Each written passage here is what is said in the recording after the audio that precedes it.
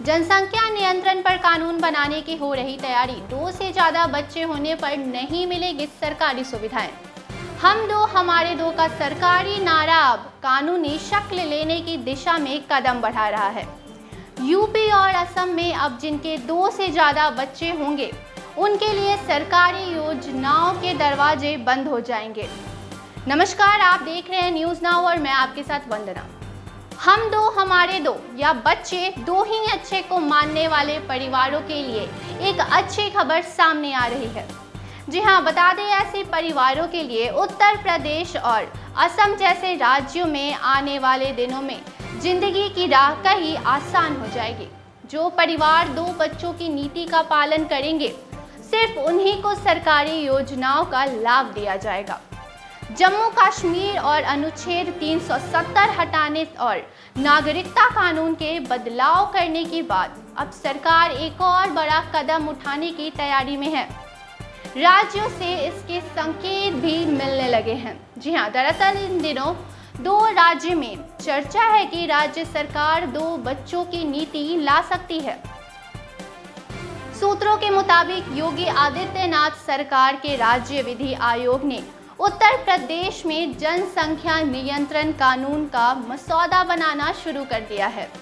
वहीं दूसरी तरफ असम के मुख्यमंत्री हिमंत बिस्वा शर्मा ने भी 2 टूक में कहा है कि राज्य सरकार कुछ विशेष सरकारी योजनाओं का लाभ देने में 2 बच्चा नीति लागू करेगी।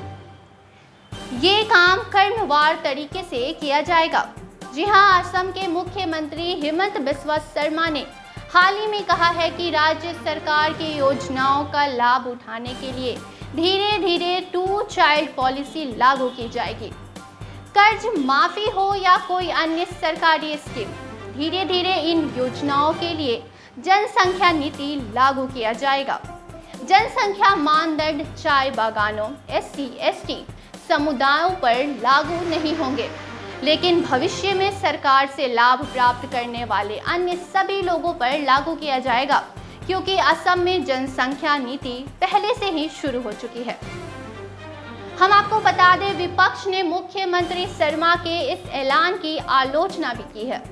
विपक्ष ने कहा है कि शर्मा 5 भाइयों वाले परिवार से आते हैं और ये नियम बिल्कुल गलत है। शर्मा ने इसका जवाब देते हुए कहा है कि 1970 दशक में हमारे माता पिता या दूसरे लोगों ने क्या किया, इस पर बात करने का कोई तुक नहीं है।